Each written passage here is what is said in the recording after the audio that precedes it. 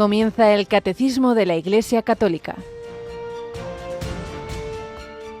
Un programa dirigido por el Padre Luis Fernando de Prada.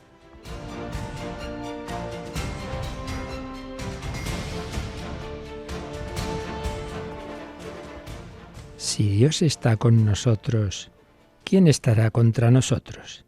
¿Quién nos separará del amor de Cristo? La tribulación, la angustia, la persecución, el hambre, la desnudez, el peligro, la espada. En todo esto vencemos de sobra gracias a aquel que nos ha amado. Alabado sean Jesús, María y José. Muy buenos días en este jueves 30 de octubre de 2025. Se nos acaba este mes misionero, este mes del Rosario, pero obviamente seguiremos bajo la mirada de María.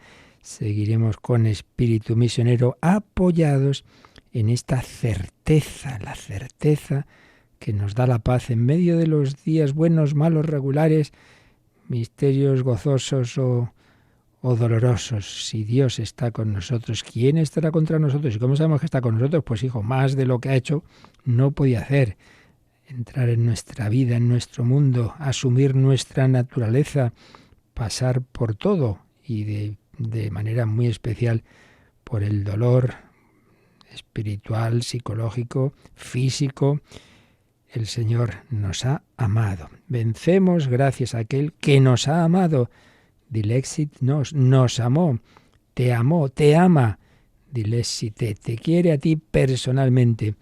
Vaya que sí nos quiere. Y esto es una historia eterna en el corazón de Dios, pero que se fue manifestando en la revelación que hoy en el Evangelio se manifiesta a través de la boca humana de Jesús, la boca de Dios, claro, cuando mirando a Jerusalén le dice: Jerusalén, Jerusalén, que matas a los profetas y apedreas a los que se te envían. ¿Cuántas veces he querido reunir a tus hijos?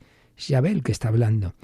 En la boca de Jesús es Dios, que tantas veces quiso reunir a los hijos de Israel. Se le dispersaban, le traicionaban, le fallaban, apostataban, se iban tras los ídolos.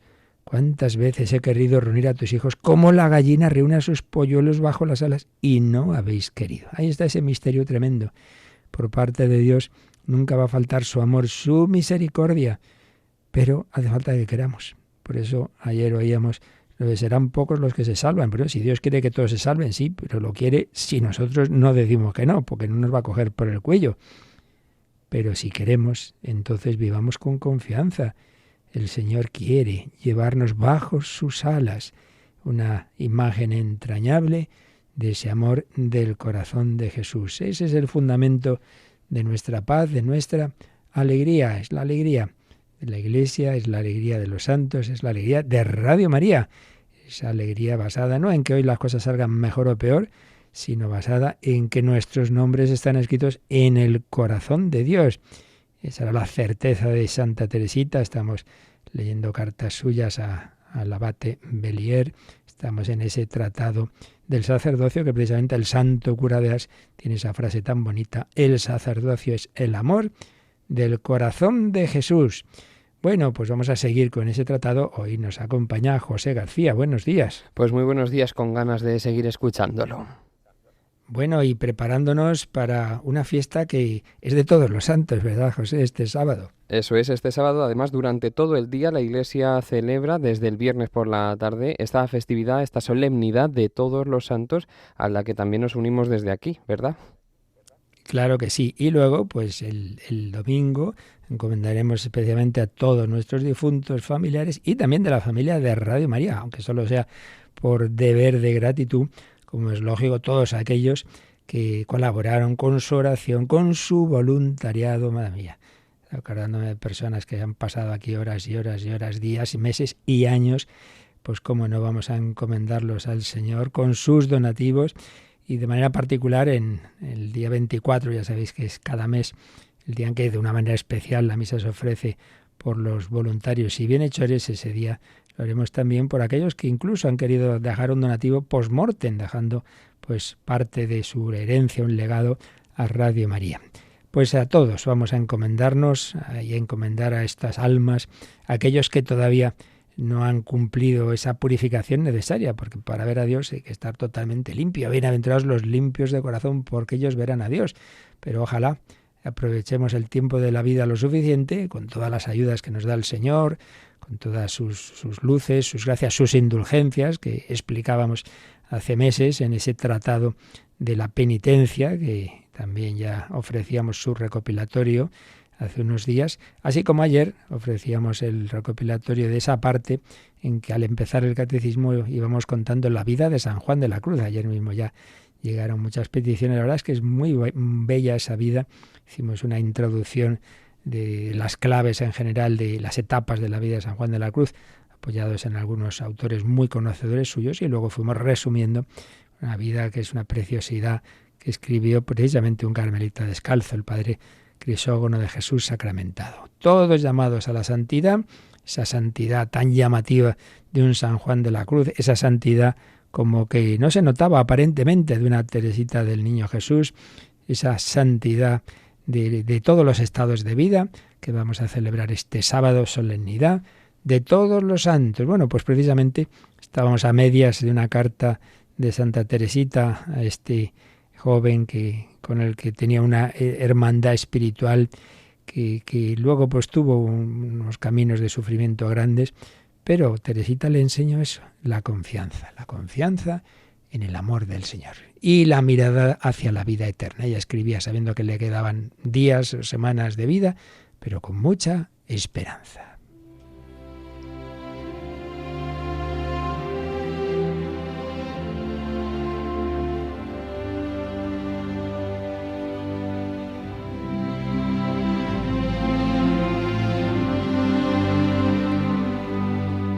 Carta de Santa Teresa del Niño Jesús al abate Bellier, 18 de julio de 1897. Leemos ya el último fragmento que nos quedaba. En esta carta, que recordemos, es respuesta a otra en la que Bellier estaba un poco triste o mucho triste, porque era un hombre que había tenido una vida muy dura, no tenía familia, habían muerto su madre, el padre la había abandonado en el nacimiento, había tenido una serie de problemas y circunstancias y había encontrado, sin conocerse físicamente, pero una hermandad, una fraternidad grande en esta hermanita de Carmelita que rezaba por él. Y esta va y le comunica que se va al cielo, y claro, se había quedado el pobre bastante tocado. Pero por otro lado aceptando la voluntad de Dios. Y Teresita le responde pues enseñándole un poquito su doctrinita, su caminito, el caminito de la confianza en el amor del Señor. Dios sabe lo que nos conviene. Para los que aman a Dios todo coopera al bien. Bien, pues nos quedaban estos últimos párrafos de la carta donde le dice: ¿por qué hablarle de la vida de confianza y de amor? Me explico tan mal que tendré que esperar al cielo para hablarle de esta vida tan feliz. Lo que yo quería hacer hoy era consolarle. Qué feliz me sentiría si usted aceptase mi muerte como la acepta la Madre Inés de Jesús. La Madre Inés de Jesús era una de sus hermanas, una de las hermanas de Teresita que estaba en el convento, pero que, claro, había cambiado el nombre de Paulina. Además, esta la quería especialmente Teresita porque, bueno, pues al haber muerto su madre cuando ella era tan pequeñita, pues claro, estas hermanas mayores habían sido para ella, y a esta en particular, pues como una madre, ¿no? Entonces dice que su hermana acepta su muerte. Bueno, la procesión iba por dentro, claro, pero espera que Bellier también la acepte. Usted seguramente no sabe que ella es 2 veces mi hermana, aquí lo explica esto que os decía, y que es quien me hizo de madre en mi niñez. Nuestra madre, cuando dice nuestra madre, una carmelita se refiere a la superiora. Nuestra madre temía mucho que su temperamento sensible y el gran cariño que me tiene le hiciesen muy amarga mi partida. La superiora, la Madre María de Gonzaga, tenía miedo que al morir Teresita, pues sus hermanas, y en concreto esta, Inés, pues lo pasase muy mal. Ha ocurrido lo contrario. Habla de mi muerte como de una fiesta, y esto es un gran consuelo para mí. ¡Qué barbaridad! Esa fe, esa esperanza, aunque evidentemente le dolería, pero a la vez, pues decía, tengo una hermana santa, se va al cielo, se va al cielo. Ojalá viviéramos nosotros así las circunstancias de la muerte, porque muchas veces parece que decimos, predicamos una cosa, la vida eterna, el cielo, y luego hay que desgracia esa muerte, pero vamos a ver, si se ha muerto en el amor de Dios, no hay ninguna desgracia, se ha ido con Dios, ¿qué más queremos todos? Habla de mi muerte como de una fiesta, y esto es un gran consuelo para mí, claro. Pues a veces sufrimos viendo que sufren los demás porque yo estoy malito, porque yo me voy a morir. Por favor, querido hermanito, trate de convencerse, como ella, de que en vez de perderme, me va a encontrar y de que ya nunca lo abandonaré. Queridos oyentes que habéis perdido recientemente o que aunque haga tiempo sigue costando haber perdido a una persona muy querida, pues esta frase es para cada uno. Esa persona no la has perdido, la vas a encontrar y ahora es cuando más te puede ayudar. No te abandona. Y pida esta misma gracia para la Madre, la Superiora, a quien usted ama y a quien yo amo aún más que usted, pues es mi Jesús visible, la visión de fe en la obediencia. Y anda, que la Superiora no es que fuera precisamente muy dulce, luego al final ya se dio cuenta un poco, pero había sido tremenda. Era también un temperamento difícil, era víctima de su propia psicología. Dios santifica a todos, cada uno con nuestras luchas y nuestras manías. Le daría gustosa lo que me pide si no hubiese hecho voto de pobreza. Pero por haberlo hecho no puedo disponer ni siquiera de una estampa. Me parece que se refiere a que había pedido una fotografía de Santa Teresita y dice, yo no puedo enviar nada. La única que puede complacerle es nuestra Madre, la Superiora, y sé que ella cumplirá sus deseos. Precisamente en vista de la proximidad de mi muerte, una hermana me ha hecho una fotografía el día del santo de nuestra Madre. Entonces, en efecto, la Superiora le envió una fotografía de Teresita, que veamos también, ¿no?, lo divino y lo humano de los santos. Una carmelita no tiene ningún interés de mirarse al espejo, pero bueno, este me pide una foto, si la madre dice que sí, pues ahí va, pues le damos ese gusto. Las novicias al verme exclamaron que había adoptado un aire solemne. Por lo visto ordinariamente estoy más sonriente, pero créame, hermanito, que si mi foto no le sonríe, mi alma no cesará de sonreírle cuando esté cerca de usted. Pues esta es la visión de fe ante la muerte, ante la vida eterna. No le des muchas vueltas a la foto. Piensa que esta persona sonríe, te ayuda. Santa Teresita lo dijo, pasaré mi cielo haciendo el bien y la tierra. Hasta Dios, mi querido y muy amado hermano. Hasta Dios.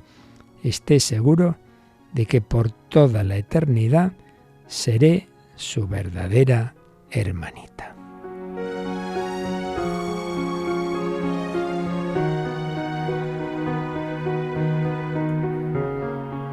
Pues una carta que vale más que 1000 sermones, una joven de 24 años que sabe que le queda muy poquito y que de corazón vive, cree estas realidades, aunque internamente tenía una gran noche oscura, pero el que no sintamos o no entendamos no quita una fe profundísima que puede tener un alma como era la de Teresa del Niño Jesús, que valoraba tanto el sacerdocio y por eso tuvo este hermano espiritual y otro también, otra historia muy distinta, el padre Roulin, por los que ofrecían su oración, su sacrificio.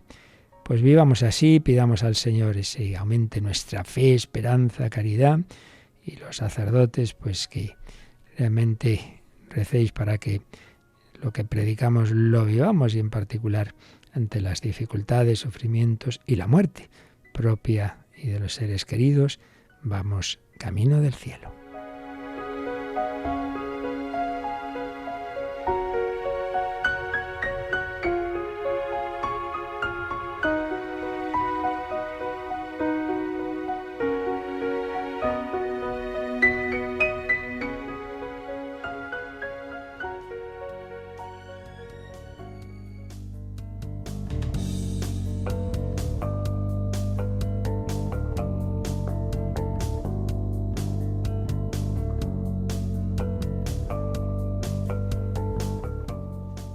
Teresa veía a su superiora pues como la presencia de Jesús. Bueno, pues eso que da la fe en la obediencia, en la vida religiosa, con mucho más motivo, porque aquí ya hablamos de un sacramento como es el orden sacerdotal, es lo que creemos que ocurre en el sacerdote. No me quedo en la figura humana, me quedo en que en él está Cristo y Cristo como cabeza del cuerpo místico. Es el apartado en el que estamos, hablando de la participación del sacerdote ministerial en el sacerdocio de Cristo, donde, en efecto, nos decía el Catecismo en el 1548, en este hombre es Cristo mismo quien está presente como cabeza de la Iglesia, pastor de su rebaño, sumo sacerdote del sacrificio redentor y maestro de la verdad. Por eso, el sacerdote actúa in persona Christi capitis. No soy yo, es Cristo y Cristo como cabeza del cuerpo místico quien actúa en mí. Después, en el 1549, esto mismo se decía, recordando que esto no es que se lo inventaron ahí en la Edad Media, que esta fe en esa presencia de Cristo en el orden sacerdotal aparece en esas impresionantes cartas de otro que se creía lo de la vida eterna, San Ignacio de Antioquía, que iba camino del circo en Roma para que se lo merendaran las fieras y deseando dar la vida por Cristo. Y en esas cartas aparece clarísima esa fe que ya había entonces, estamos hablando, del siglo II, de esa fe en la presencia de la Santísima Trinidad, su presencialización humana en la Iglesia a través de la jerarquía. Y nos recogía este número, esta expresión de San Ignacio de Antioquía, que decía que el obispo es imagen viva de Dios Padre, imagen viva de Dios Padre. El obispo, los presbíteros y los diáconos, esos 3 grados del orden sacerdotal, hacen presente al Señor, hacen presente a la Trinidad, hacen presente a Cristo. Pasábamos después al 1550 y en él estábamos. Y entonces, ahí, esto que estamos diciendo, de que hay que ver en el sacerdote a Cristo, lo explica con más detalle y matiza algo, porque uno puede decir, sí, pues presente a Cristo, mira cómo se porta de mal. Entonces, ¿qué pasa? ¿Que todo lo que hace el sacerdote lo hace Cristo? No, o al revés, este es muy malo y todo es falso. A ver, vamos a retomar este número, releemos este número, 1550. Esta presencia de Cristo en el ministro no debe ser entendida como si éste estuviese exento de todas las flaquezas humanas, del afán de poder, de errores, es decir, del pecado. No todos los actos del ministro son garantizados de la misma manera por la fuerza del Espíritu Santo. Mientras que en los sacramentos esta garantía es dada de modo que ni siquiera el pecado del ministro puede impedir el fruto de la gracia, existen muchos otros actos en que la condición humana del ministro deja huellas que no son siempre el signo de la fidelidad al Evangelio y que pueden dañar, por consiguiente, a la fecundidad apostólica de la Iglesia. Pues un número, la verdad, que está preciosamente explicado, este misterio. Ya os decía que aquí, digamos, esa aplicación de una manera especial al sacerdote de ese gran misterio de cómo es el tema de la colaboración de la persona humana, de la libertad humana con la gracia de Dios. Entonces, por un lado, la vida cristiana, ante todo y sobre todo, es iniciativa del Señor. Sin Él no podemos hacer nada. Es Él el que nos convierte, el que nos salva, el que actúa en nosotros en general en el cristiano. Y de una manera muy especial en el sacerdote. Yo no tengo la capacidad ni de lejos de hacer que el pan y vino se conviertan en el cuerpo y la sangre del Señor, de perdonar pecados, no soy yo, es Cristo en mí. Pero claro, viene ahí ese misterio, es decir, hasta qué punto esa presencia del Señor, de su gracia en el cristiano en general y en el sacerdote en particular, cómo se las arregla para, por otro lado, mantener nuestra libertad. Bien, pues aplicándolo, que es ahora en lo que estamos, lo otro ya llegaremos, al sacerdote, el Señor da la gracia para que, si fuéramos totalmente fieles a ella, pues realmente todo lo que un sacerdote santo haga o hiciera, pues sería reflejo de Cristo. pero el Señor no puede garantizar eso, porque puede ocurrir, claro está, que con nuestra libertad humana vaya flaqueando y hacemos cosas que no están bien. Y entonces ya de uno dice, anda, entonces si este sacerdote, he visto yo este detalle que está mal y esta cosa y no sé qué, entonces cuando yo he ido a misa, ¿esa misa ha sido válida? Pues sí, porque lo que el Señor no permite es que por las fallas humanas, los defectos humanos, los pecados de la persona humana, eso afecte a que el fiel no reciba realmente los sacramentos.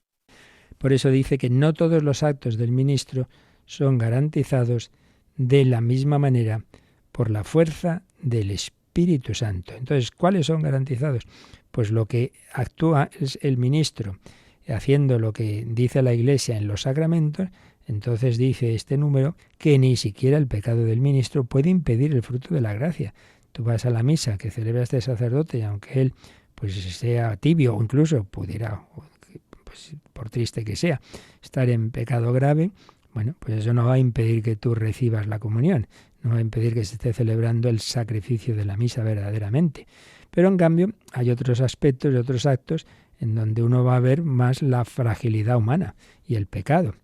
Entonces, por ejemplo, hay veces en que hay una mezcla, como puede ser, bueno, en la misma misa o en la confesión. ¿Por qué? ¿A qué quiero decir? Quiero decir que lo que es lo esencial del efecto del sacramento, eso se va a producir sí o sí. Sacrificio de Cristo se está celebrando. La comunión lo estoy recibiendo. Es Jesucristo el que está presente aquí. Recibo el perdón de mis pecados. Todo eso es así. Ahora bien, evidentemente, si este sacerdote, en vez de ser así flojito y tibio y tal, o estar incluso, por desgracia, en pecado, fuera un hombre muy de Dios, pues claro, uno iba a la misa del Santo Cura de Ars o del Padre Pío y es que ya solamente ver celebrar la misa ya traspasaba el corazón. Lo de aquello que se cuenta de aquel que no creía y que fue por curiosidad a Ars y solo de ver y la mirada del cura de Ars y como he visto a Dios en un hombre, Es que, claro, es que pues eso, uno encuentra con un santo como conocimos a una Madre Teresa, a Juan Pablo II, que a veces es que le sale por los ojos. Entonces, al confesar, por ejemplo, pues con cualquiera que yo me confiese bien, pues él me da la absolución, me perdona Cristo, pero es verdad que no es lo mismo que luego que me dé una exhortación que puede llegar pues incluso hasta leer el alma, ¿no? Esto que le pasaba al Padre Pío o al cura de Ars también. Bueno, sin llegar a esos aspectos ya digamos más carismáticos o milagrosos, pero simplemente, ¿no? La serie de consejos que me puedan dar, pues hombre, obviamente un sacerdote santo y bien preparado me ayudará más que otro que no lo sea. Pero este que no lo sea, de todas maneras, yo voy a recibir lo que más importa. Por eso hay que hacer un acto de fe, de mira, es Jesús el que me perdona los pecados.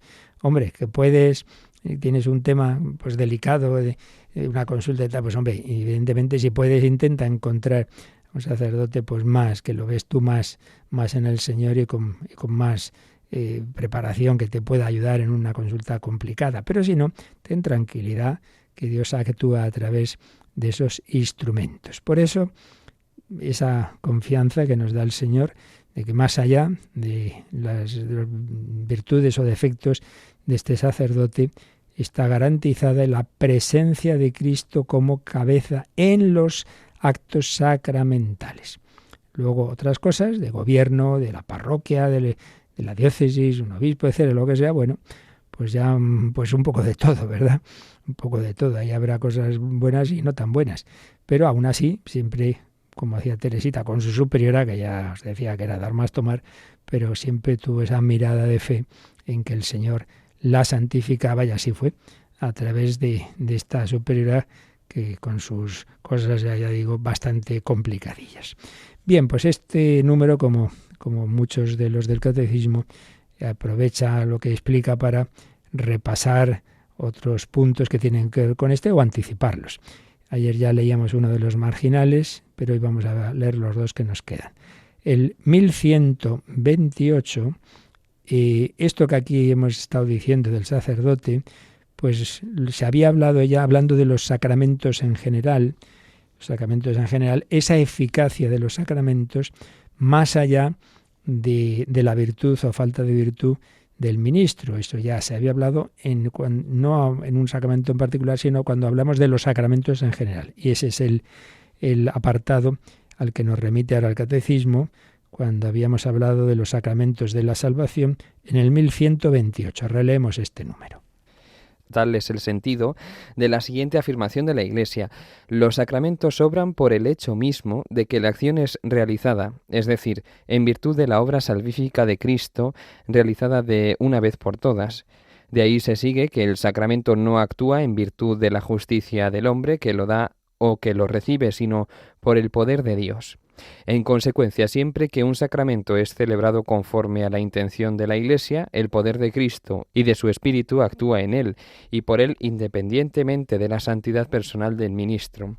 Sin embargo, los frutos de los sacramentos dependen también de las disposiciones del que los recibe. Pues aquí realmente es donde se da esa doctrina en general, hablando de esto que os decía, ¿no? De hasta qué punto el fruto de una acción, en este caso de un sacramento, depende de la gracia de Dios, depende del ministro que administra el sacramento y depende del fiel. Aquí entran esos tres factores. Yo creo que aquí José se ha asustado un poco porque ha aparecido una expresión en latín, ¿verdad?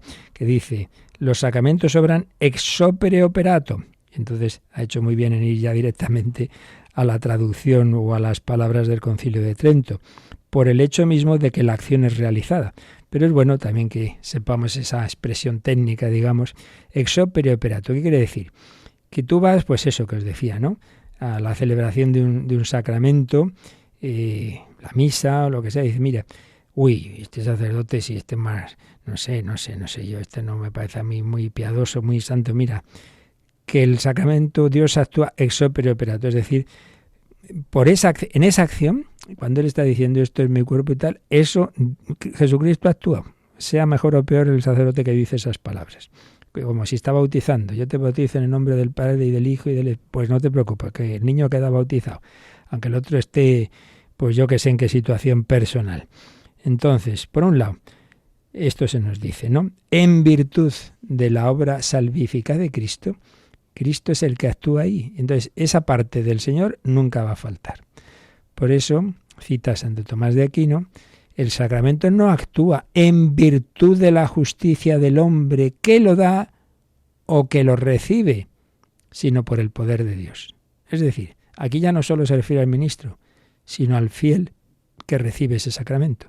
O sea, el Señor, por eso los cauces más seguros que tenemos de santificación son los sacramentos, porque dependen más de Dios que de mí. Pero ojo, la última frase de este número nos dice que, sin embargo, los frutos de los sacramentos dependen también de las disposiciones del que los recibe. Es decir, lo esencial de lo que consiste ese sacramento, eso va a ocurrir, sí o sí. Eso no te preocupes, que la misa se celebra, que Cristo se hace presente aquí, que el niño o el adulto queda bautizado y que mis pecados quedan perdonados. Eso es verdad. Ahora, también es verdad, según esta frase, que ahora, hablando del que lo recibe, hombre, si tú asistes a misa con más preparación, estás un ratito antes haciendo oración y estás, pues eso, viviéndola más desde el corazón y, por supuesto, en la confesión, una buena preparación, la contrición, que ya vimos en su momento, que es lo más importante del sacramento, el dolor de los pecados, una visión de fe, es Jesús con quien me encuentro, de confianza, de poner mi confianza en el Señor y en su gracia para el propósito. Hombre, pues evidentemente eso también va a influir en que sea más fructuoso. Y podemos añadir, y debemos añadir, que también en este sentido, el ministro, claro, repito, el ministro que celebre la misa, pues con la intención de hacer lo que hace la misa queda celebrada. Pero obviamente, si ese hombre es muy santo, está muy unido a Dios, su oración de intercesión también va a obtener otras gracias, más allá del efecto ex opere operato de ese sacramento. Y por eso, claro, si uno asistía a la misa del Padre Pío, pues normalmente le ayudaba más que si iba a una misa pues así, dicha fríamente. Pero eso no quita que en ambos casos lo esencial ocurre. Es esa presencia de Cristo y de su sacrificio en ese sacramento, porque ante todo depende de Él. El amor de Dios es la fuente de todo. Por eso, ¿quién nos separará de su amor? Si Dios está con nosotros, ¿quién estará contra nosotros? ¿Quién podrá separarnos del amor de Dios? Hablamos de ese himno de la caridad famoso de 1 Corintios 13, que tantas veces escogen los novios en la celebración de la boda, y es muy bonito. La caridad es paciente, todo lo cree, todo lo espera, pero todavía, si cabe, es más bello y menos conocido este himno al amor de Dios. ¿Quién nos separará de ese amor? La tribulación, la angustia. Ese, en cambio, está en la carta a los romanos.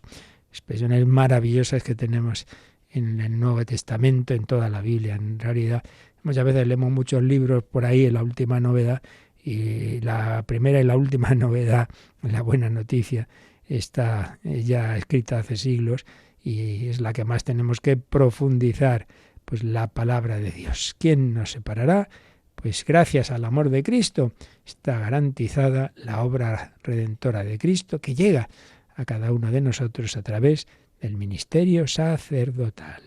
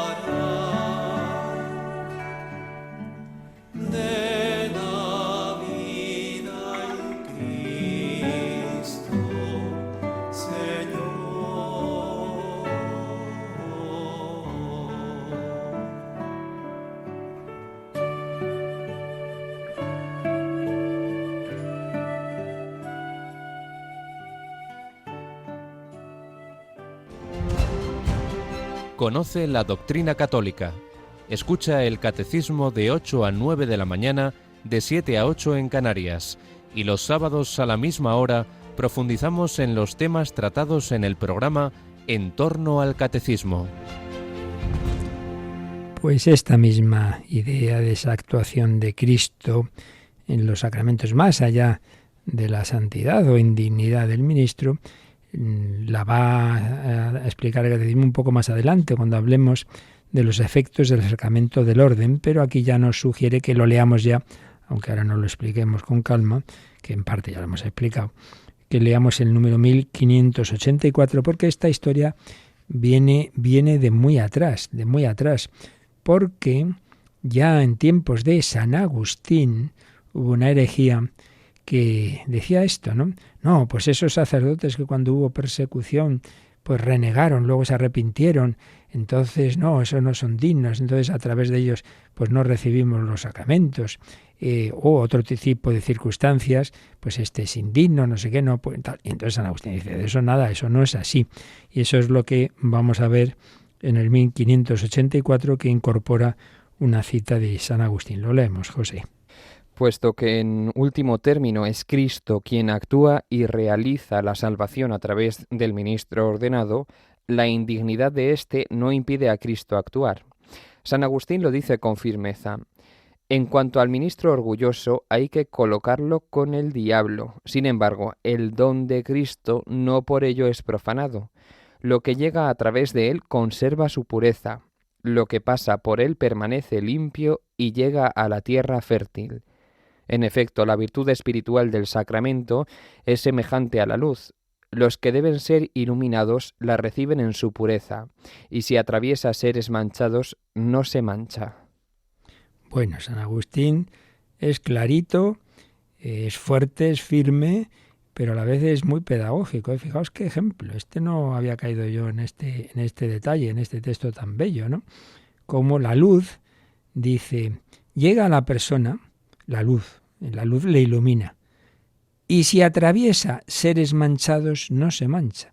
Aunque esa luz haya llegado a través de este sacerdote que ha celebrado la misa, como ha dado el perdón de los pecados, aunque en él haya esas manchas, a mí me llega la luz, y la luz llega bien.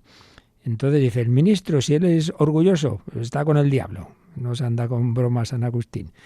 Pero tú tranquilo, que no por ello el don de Cristo que has recibido a través de este ministro orgulloso o perezoso o lujurioso o avaricioso, lo que sea, no por ello es profanado. Lo que llega a través de él conserva su pureza, te llega limpio, llega a la tierra fértil. Así que tranquilidad. Que tenga un párroco que es un borde, que no sé qué, chico, vamos a hacer paciencia, reza por él. Otras cosas peores podemos tener.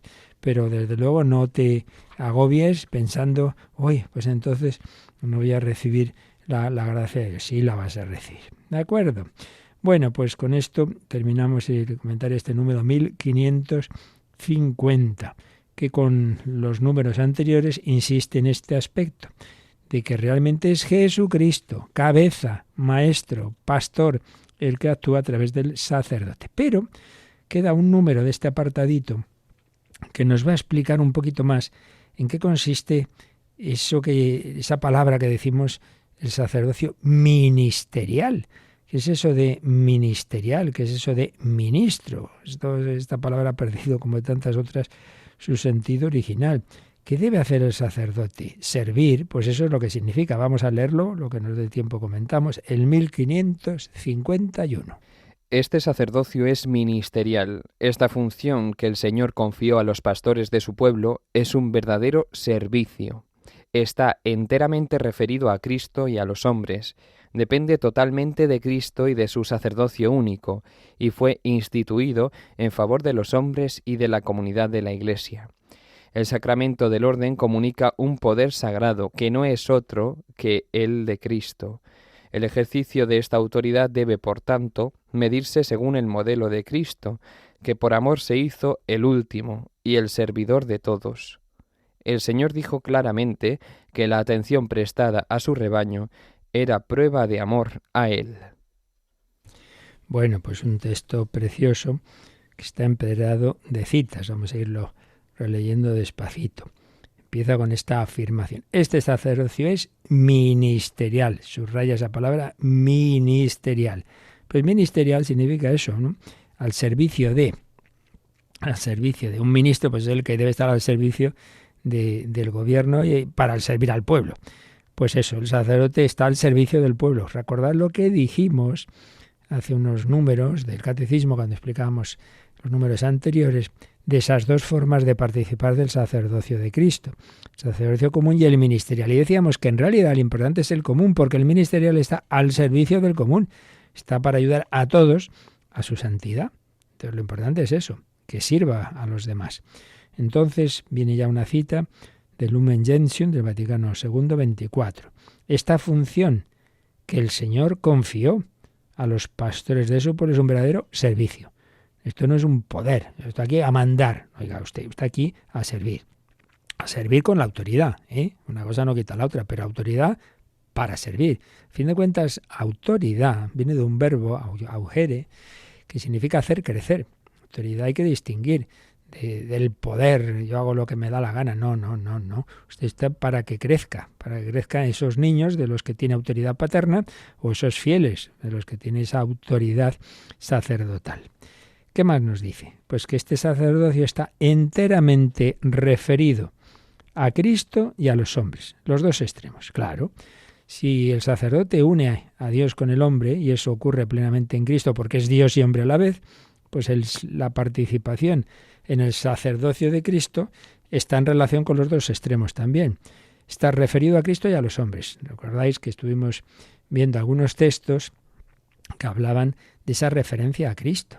El sacerdote no simplemente es una persona así, un líder aquí elegido para ejercer esas funciones de liderazgo. No, ante todo es alguien escogido por Jesucristo y que debe tener una relación personal con Jesucristo. Y si no, acaba todo esto pues así, de mala manera. Si se pierde esa relación personal, la vida de oración. Entonces, por un lado, referencia a Cristo. Claro, pero si yo el único sentido que tengo es hacer presente a Cristo y no hablo con Cristo y no asimilo su palabra, eso, pues ya me dirás tú, ¿a qué estamos jugando? Primero, referencia a Cristo, pero luego referencia a los hombres. Claro, las dos cosas, los dos extremos. Por eso añade, depende totalmente de Cristo y de su sacerdocio único. Por un lado, esa mirada hacia arriba. Por eso el sacerdote implica, cuando se hacen las promesas en la ordenación sacerdotal, una de las promesas es la oración. Claro, y en concreto la oración litúrgica.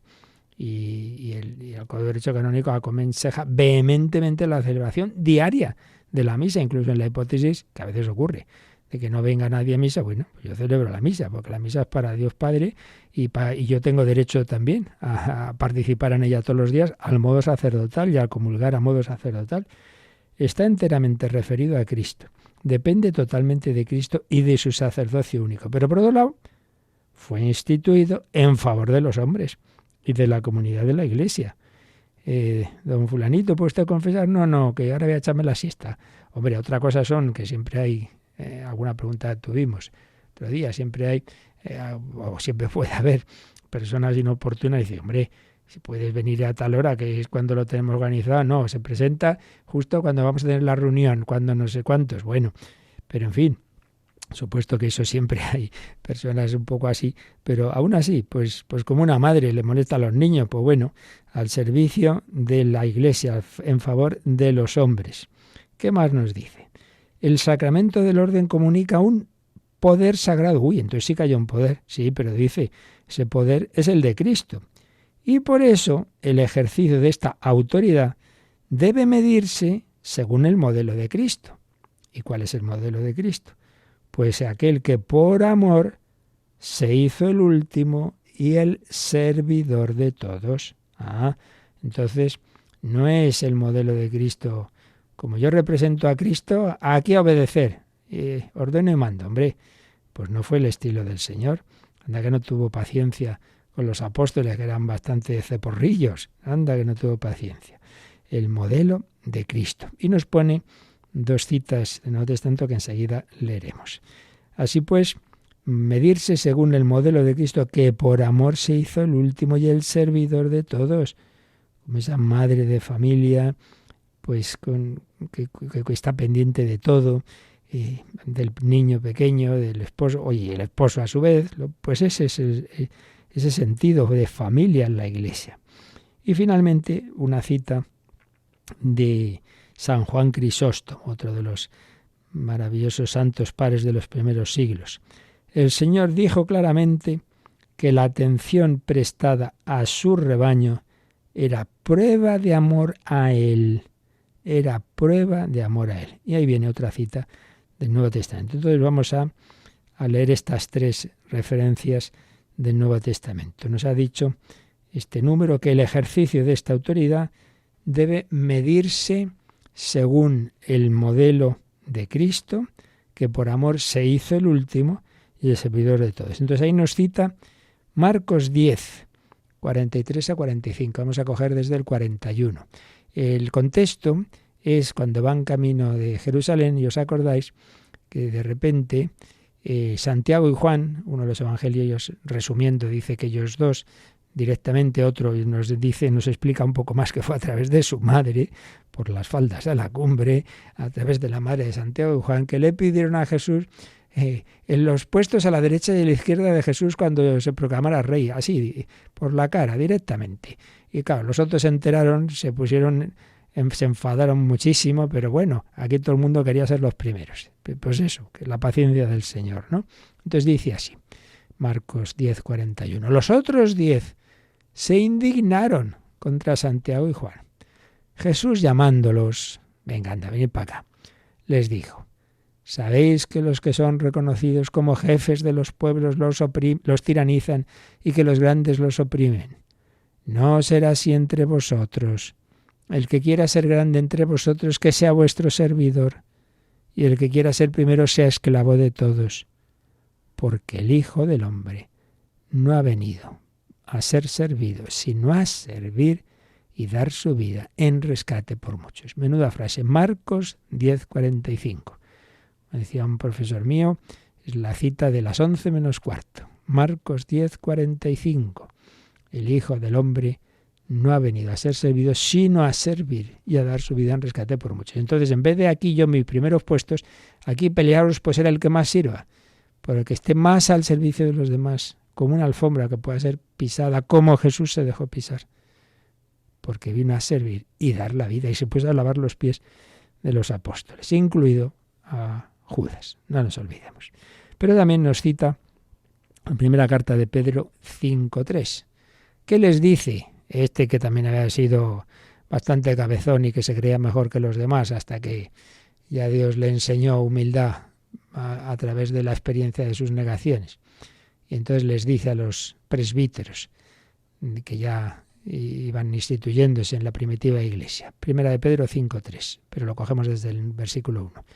A los presbíteros entre vosotros, yo, presbítero como ellos, presbítero con ellos, testigo de la pasión de Cristo y partícipe de la gloria que se va a revelar. Él fue testigo de esa pasión de Jesús. Entonces, desde ese ejemplo os exhorto, pastoread el rebaño de Dios que tenéis a vuestro cargo. Mirad por él, no a la fuerza, sino de buena gana, como Dios quiere, no por sórdida ganancia, sino con entrega generosa, no como déspotas con quienes os ha tocado en suerte, sino convirtiéndoos en modelo del rebaño. Y cuando aparezca el Pastor Supremo, recibiréis la corona inmarcesible de la gloria. Igualmente los más jóvenes, someteos a los mayores, pero revestíos todos de humildad en el trato mutuo, porque Dios resiste a los soberbios, mas da su gracia a los humildes. San Francisco Javier, allá en el Extremo Oriente, decía eso. Cuidado, cuidado, cuidado.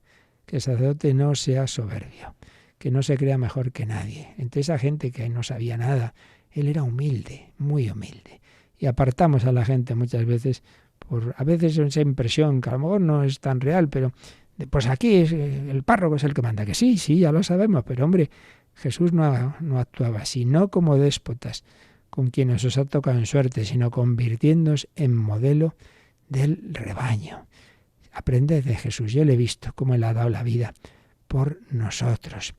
Sórdida ganancia, ese es el peligro siempre, no solo la sórdida, bueno, yo aquí a cobrar, esto sí, tiene usted que pagar esto, lo otro, lo demás allá, y hacerlo. Una cosa es que uno necesita el sustento necesario, y así tiene que ser, pero otra cosa es que uno lo haga por eso, entonces madre mía, entonces ya se ha estropeado todo.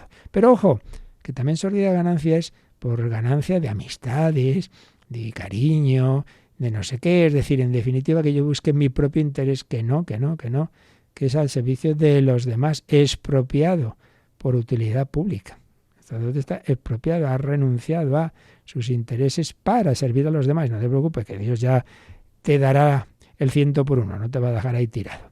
Bueno, nos queda alguna cita más, pero ya releeremos este número y además hay que ver los números marginales que de nuevo nos aconseja repasar, y profundizamos en esta idea tan importante, ¿no?, del sacerdocio ministerial, entendido ministerial como servicio, como Jesucristo, que no vino a ser servido, sino a servir, y con alegría de que a través de este servicio es Él el que se nos comunica, el que se hace presente. Pues demos gracias a Dios con mucha alegría, porque Jesús se nos acerca también a través de los pastores, y pidamos siempre por ellos. Y como siempre, un momento final de reflexión y también, si queréis, de consultas.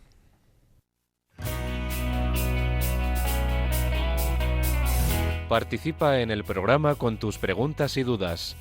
Llama al 91005-9419, 91005-9419. Puedes escribir un mail a catecismo@radiomaria.es o escribirnos un mensaje al teléfono de WhatsApp 668 594 383, 668 594 383.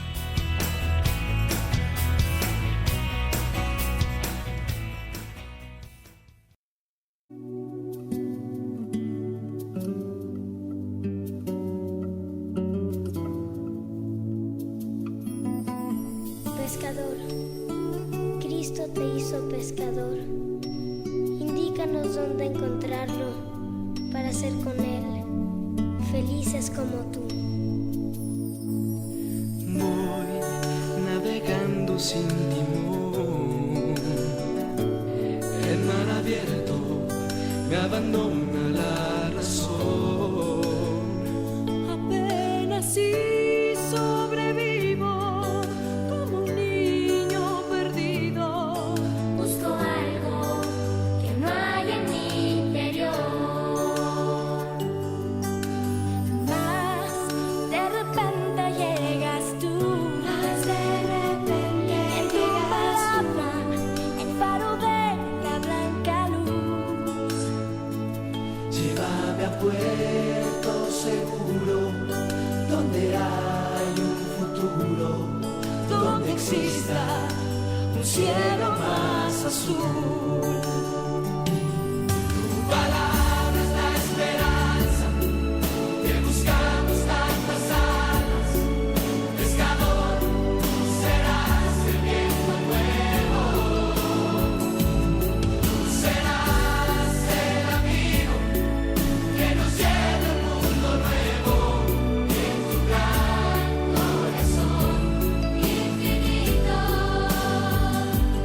en tu gran corazón. Infinito. Sí, esta vez es continuar. En el naufragio y entre tanta oscuridad. En medio de un mar que calla y la fe que nos falta, Voy en busca de un poco de paz. Mas de repente llegas tú, Jesús, eres tú a quien busco. Bueno, preguntan, y que esto ya también vino, hay unas preguntas semejantes ayer. Dice, muchos sacerdotes quitan partes de la liturgia, incluso en la misa dominical. ¿Qué se puede hacer al respecto? Bueno, en primer lugar, hay que distinguir en la liturgia hay partes que son opcionales, que se pueden elegir. Entonces yo no sé si se refiere a eso. También decíamos que en la misa de niños, por ejemplo, puede quitarse una de las lecturas. Luego otras cosas, pues no lo sé, porque no sé a qué se referirán. Bueno, pues yo lo que haría es preguntar, o sea, diga esto es, pero con humildad y con sencillez, no aquí vengo yo como si fuera el obispo. ¿Y qué quiere que le diga? Pues si no lo hace bien, pues Pues si es un tema grave, pues bueno, se puede informar a la autoridad competente del obispo, del obispado, etcétera. Y si no, pues irse a otro sitio y ya está. Pero tampoco estemos ahí con la libreta a ver que hace mal, porque a veces también eso ocurre. Y ya digo, también puede ser que haya cosas que sí que son opcionales, otras pues no lo son. Pues ya está, pues lo que hemos dicho antes, que también es a donde pues a veces actuamos mal. Pues bueno, si eso uno lo que al final lo que hace es que le pone nervioso y no actúa y no vive bien las cosas, pues irse a otro sitio y ya está. Bueno, a ver qué pone aquí. De todos los santos, me gustaría saber si es verdad que el día 1 es el día de los niños que ya han fallecido, el día 2 es los adultos. No, que va a ser verdad. El día 1 celebramos a todos los santos, es decir, a aquellos niños mayores o lo que sea, cualquier edad, que ya están en el cielo. Son todos los santos, es decir, todos aquellos, porque la Iglesia canoniza algunos, pero no muchísimos, pues no, evidentemente, y sin embargo han vivido una vida bien y están en el cielo. Eso es todos los santos, ese es el día 1. Y el día 2 son aquellos que están en el purgatorio, sean jóvenes, sean adultos, tal, ese es el tema. No tiene que ver con la edad, para nada. ¿De acuerdo? O sea, el 1, los que están en el cielo. Y el 2, rezamos por los que están en el purgatorio. Me gustaría que hablara sobre las ánimas benditas. Mi madre era muy devota de ellas. ¿Usted cree que era muy devota? Y le rezaba mucho. Vamos a ver. Las almas benditas son aquellos que están en el purgatorio. Entonces, son benditas porque ya se han salvado. Entonces, en ese sentido, ya están en... Pues eso, debemos primero rezar por ellos para que lleguen ya definitivamente al cielo. Y luego está el tema de si las almas de purgatorio pueden interceder por nosotros. Es un tema que no es seguro, no es claro, parece que sí. En cualquier caso, mal no se hace, nunca está mal. Pues yo rezo por ellas y bueno, si pueden interceder por mí, estupendo. Así que nada, pero hay muchas cosas, esto siempre lo digo, ¿no?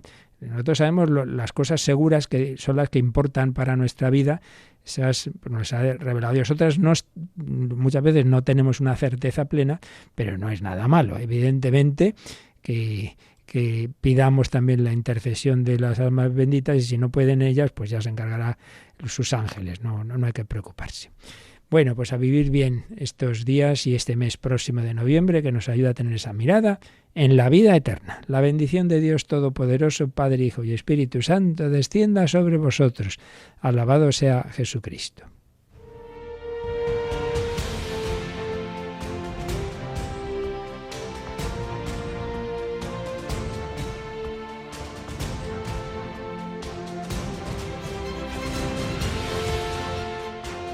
Han escuchado en Radio María el Catecismo de la Iglesia Católica,